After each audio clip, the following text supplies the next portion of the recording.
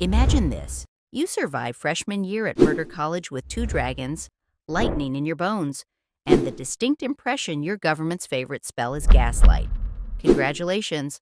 Welcome back to Basgeth, where the motto is don't die, but if you do, please do it off campus. Year 2 begins with a campus wide vibe check.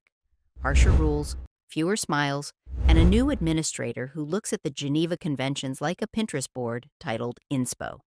Enter Varish, a man who heard tough love and deleted the second word. He turns training into a pain subscription service, payable in bruises and confessions. Oversight, adorable concept.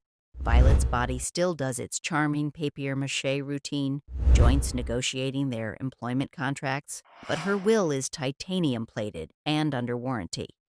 The murder meter spikes by breakfast. The cafeteria serves crow. About the baby gold, Andarna is taller, shinier, and technically grounded. Time shenanigans are wobbling or off limits. It's complicated, like every relationship status on a soldier's profile. Taryn remains thunder with opinions, equal parts apex and exasperated dad. Bond dynamics shift, fewer cheat codes, more earn it. Violet adds no temporal shortcuts to the list right under no dying. And then Kat walks in, wearing memories Violet didn't ask to see. She's beautiful, lethal, and very much part of Zayden's origin story with legs. Trust isn't a staircase here. It's a trapdoor. Adult communication is attempted, which in Basgith means two people say half the truth very loudly, while a third party takes notes for blackmail. Violet files it under emotional cardio. Necessary, unpleasant, oddly strengthening. The Ministry of Facts stamps another press release. Everything's fine. Meanwhile, the wards flicker like bad festival lights, and the Venin are out there, eating batteries and boundaries. Official line, Griffin's bad, go team. Unofficial reality. The real monsters drink magic and burp apocalypse. Violet has seen this movie. She hated the ending the first time. Gaslight only works if no one brings a torch. Our girl does what she does best. Reads like her life depends on it, because it does. Ancient texts stop sounding like myths and start sounding like manuals. Wards aren't wallpaper, they're code. They take anchors, keys, signatures. They want power and precision. A sentence written so clean, reality decides to obey it. Lightning is a power source. Shadow complicates permissions. Brennan's network passes her breadcrumbs big enough to be baguettes, and Violet starts sketching a new thesis in the margins. Write the wall or watch it fall. Between the lines, Basgith keeps being Basgith. Drills arrive with the subtlety of a battering ram. Interrogations get scheduled like dentist appointments you can't refuse. Accidents crop up in places. Accidents rarely visit without help. Varish prowls the halls like a grant application for cruelty. Violet adapts. She learns the religion of the second look. Check your saddle, check your straps, check your friends even when you love them. Taryn shadows her like a moving mountain. And Darna, benched but present, warms the edges of moments like a cat in sunlight. Even limited, she changes how time feels. Zayden does what Zayden does, shows up without announcing himself and leaves with more information than he brought. He is a syllabus written in smirks and unhelpful brevity. Dane does what Dane does, files emotional paperwork, and suggests moving Violet to a museum where nothing sharp is allowed. The tug of war is exhausting and also useful. Between caution and risk sits competence, and Violet is building that one stubborn inch at a time. Here's the headline Basgith won't print. The war outside is bleeding through the walls, and the walls are code that's crashing. Command calls for discipline. The horizon calls for engineers. Violet is a librarian's daughter wearing a writer's scars, and that's exactly the combination this moment demands. Someone needs to stitch sentences into shields. Someone needs to feed them thunder. Someone needs to call a lie in a room built to punish honesty. Fine. Hand her a quill and point at the storm. If administration won't fix the syllabus, she'll rewrite the curriculum with thunder in the margins. Consider this your polite eviction from the syllabus. The faculty points at a map where the ink has started to fade and says, "Go there." Out past the safe borders, every village feels like a held breath. Doors are barred, lanterns gutter. The wards flicker like a buffering icon on reality. Wyvern patrols skim the tree line, bone, leather, hunger, while venin loiter at the edges the way house fires loiter in dry season. The Ministry of Facts would call this manageable unrest. The ground calls it run. Back on campus, Barish upgrades torture from extracurricular to core requirement. Restraints, interrogations, lessons that look like crime scenes. Because they are. He says it's about resilience. It's about obedience. Violet learns which bruises are educational and which are the kind that erase people. She files that under evidence and underlines it twice. Tairn is a thunderhead at the window, promising consequences. Andarna is benched but present, a warm weight on the parapet, smoothing time at the edges of moments. Here's what the dusty books won't stop yelling about. The wards are not vibes, they are code. They want syntax and signatures, keys and anchors, lines that line up so neatly the universe says, "Fine, I'll comply." Scribes wrote them. Power fed them. Lightning made them loud. Belief made them hold. Violet sketches diagrams in the margins like she's storyboarding a spell. If you can write the wall and power the wall, you can keep the monsters out. If you can't, the monsters aren't inbound. They are here. People talk about loyalty like it's a tattoo. Turns out it behaves more like a login credential. Dane shows up trying to be better, asking permission, not rifling through memories, learning to put respect between questions and answers. It's awkward and almost endearing. Squad politics sharpen. Secrets weigh more in a building that keeps inventing ways to squeeze them out of you. Violet draws a line in permanent ink. Consent is not a plot twist. The only people who hate boundaries are the ones who plan to cross them. The test arrives disguised as a disaster. Outpost alarm. Wyvern inbound. Venin grinning like spoiled gods. The old ward is stuttering. On, off, like a blinking open sign for evil. Violet lands with Tairn's shadow swallowing the courtyard. She shoulders a pack that's half notes and half stubbornness and starts writing on a ruined anchor stone, while the world screams at her to pick a safer hobby. She doesn't have enough time. She has just enough. The script is a prayer that thinks it's a circuit, sigils aligned like teeth, clauses nested like ribs, a sentence that begs reality to remember its job. Write, power, survive, she mutters. The new mantra for people who refuse to be scenery. Lightning, check. She reaches up, not with hands, but with will, and the storm reaches down like it's been waiting for someone to ask nicely. Power threads through her bones. Tairn grounds it like an old cathedral. Andarna steadies the seam where seconds threaten to tear. It works, not perfectly. Perfect would be a story you tell later over soup, but the ward catches. The flicker becomes a line, and the venin hit an invisible wall they did not budget for. Wyvern wheel away, insulted.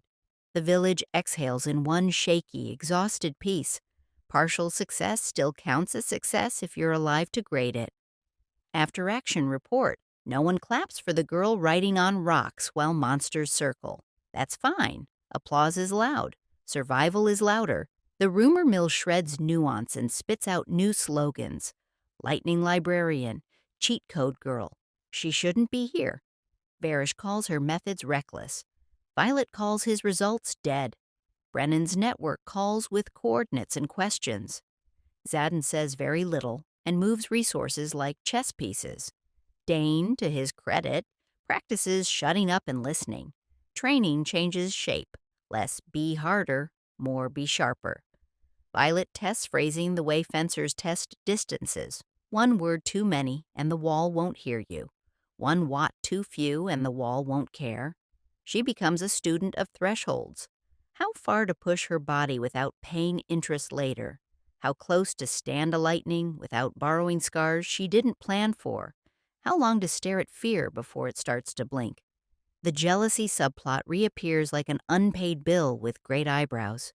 Kat is still here, still competent, still a reminder that history doesn't ask permission to sit between two people.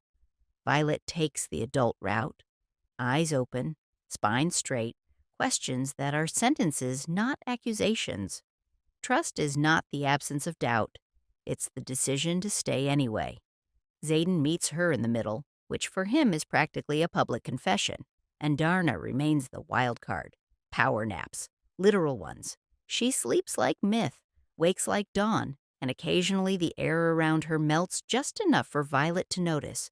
A beat stretched, a fall delayed, a breath that holds for one extra frame. Time isn't a pet trick, it's a tide. You don't command it, you catch it. Violet stops trying to surf and learns to float. Field work continues. Outposts tick from yellow to orange to "you're joking" on the threat board. Violet keeps a quill in her kit like a weapon and a prayer, which in this context are the same thing. She practices gratitude in feral little moments. The smell of rain before she borrows it. The pressure of Taryn's attention when the sky goes quiet. The way her friends learn her tells and hand her water before she asks. The murder meter keeps jumping like a faulty gauge. The Ministry of Facts keeps stamping, "all is well," on the smoldering horizon. Good. Let them stamp. She'll be over here writing the wall again, and again, and again, until it holds like a promise instead of quivering like a lie. The horizon doesn't knock. It kicks the door in. Sirens, shadows, and a sky that looks like it chewed glass. Outposts light up like a bad constellation, Samara 1 minute, Basgiath the next, because the Venin have discovered the joys of multitasking. Wyverns stack in ugly spirals over blacked-out towns. Ward lines stutter like they're trying not to cry. Command sends mixed messages, hold position, and fix everything in the same breath, which is a fun leadership style if you're chaos itself. Violet stops waiting for instructions and starts triage. Where can her sentence hold the longest and who dies if it doesn't? Lightning is honest. You pay in exhaustion and burn marks. Shadows are accounts payable with hidden fees. Zayden drives his signet like a stolen carriage, pulling darkness where it isn't, folding it where it shouldn't. And every time he does it, something in the room flinches. The edges of him look less like night and more like absence. He gives the same answer as all functional disasters. I'm fine. Translation. He's absolutely not fine, and the invoice is coming. The Ministry of Facts issues another stamp, "all is well," in a font you can only print if your building is on fire. Basgiath pretends to be unbreachable while the wards cough. Varish prowls like a loan shark with a torture budget, sniffing for anyone rewriting rules without his permission. The murder meter hits. Are we the baddies? Then shrugs and keeps climbing. Pick a node, any node. Violet lands into a city square that used to host festivals and now hosts Teeth. Venin, swagger like victory speeches in boots. Wyvern Bank, low enough to cast nausea. The old ward glyphs are cracked, but cracks are just arguments waiting to be finished. She drops to the anchor, palms black with ash, and lays out her script. Anchors, keys, signatures, syntax so clean, even reality can't misread it. Right, power, survive, she breathes, the mantra for people who refuse to be plot devices. Thunder answers like a dog that knows only one trick, fetch. Taryn plants himself between her and Apocalypse, a mobile cathedral. Andarna presses the seconds flat. Just a hair, just enough for breath to become choice. Lightning walks down her bones, threads the sigils, bites the stone, and hold. The wall sings, thin and defiant. Wyverns slam it and skid off like angry knives. Venin hit the invisible and grin less. Not perfect. It never is. Perfect is for lying reports and statues, but the line holds, and living things get to keep being plural. That counts. Basgiath finally admits the building is on fire by catching on fire. The attack rolls straight through ceremony into emergency. Riders scramble, squads interleave, and somewhere in the lovely mess, Varish discovers that you can only invoice pain for so long before someone pays you back in full. Justice arrives with the subtlety of a battering ram. Consider his arc closed. We are no longer funding that subplot. Command wobbles. Truths spill. The wards aren't failing because belief wavered. They're failing because systems do, and the people tasked with maintenance outsourced it to the Tooth Fairy. Brennan's network goes from whispers to loud strategy. The rebellion isn't a bedtime monster. It's a patch team with better documentation. Then the fight changes temperature. Violet follows the war to the place where choices become invoices. Zodin is there, of course. He is always there where the cost is highest, pushing the shadow lever to a setting labeled Don't. He drags darkness across reality like stitching, closing seams, opening others, buying seconds with pieces of himself. The Venin don't just notice, they admire. Parasitic things love a buffet, a beat too far, a pull too much, a price paid in a currency he can't keep printing, and the eyes that have always been nightlight up the wrong color. The world tightens to a pinpoint. No is the first thought. Fix it is the second. Violet knows all about bargains written in small print. She also knows about rewriting contracts. She does not step back. She steps closer. Don't, someone says. Always someone says don't to the person who will. But she's a librarian's daughter who learned to ride a lightning strike. She is not in the business of abandoning the chapter halfway through because the margins turned ugly. If Shadow has fees, Lightning has forgiveness. If the wards need power, she'll feed them. If the boy needs an anchor, she'll be the sentence he can't fall through. The line between monster and man is not eyes, it's choices. And if there is one thing Basgiath taught her, it's that systems love to call people monsters when systems are tired of being confronted. The wall holds in 3 places and wavers in 5. People live who were scheduled to be nouns in a remembrance speech. The murder meter retires with a plaque reading, "We did what we had to." The Ministry of Facts remains deeply incorrect. Aftermath feels like the inside of a bell, ringing, empty, impossible to rest in. Violet wakes in a room that wasn't supposed to exist, again. Maps she was taught to fear are now logistics. The rebellion doesn't look like a bedtime story, it looks like a supply chain. Zodin sits on the edge of the bed with a face made of apology and stubbornness, and the shadows pooling at his heels look like they're waiting for an order. No grand speeches, just the shape of a new assignment. Fix the wards, fix the war, fix the boy. That last one not with purity, but with parameters. Consent, control, cost. Don't touch my temple, do hold my line. If she can write a wall strong enough to keep out a god that eats, maybe she can write a life where love survives conflict without pretending conflict is romance. There will be paperwork. There will be blood. There will be more soup eaten standing up. And there will be a next page, because cliffhangers are not a cruelty. They're a promise that we're not done telling the truth yet. If you made it here with your eyebrows singed but present, tap like, fling your wildest theories in the comments. Ward keys, shadow loopholes, Andarna's next patch notes, Cat's PR strategy, go feral, and subscribe so the murder meter has company next time. Bring snacks, bring receipts, bring a quill. We've got walls to write and thunder to borrow.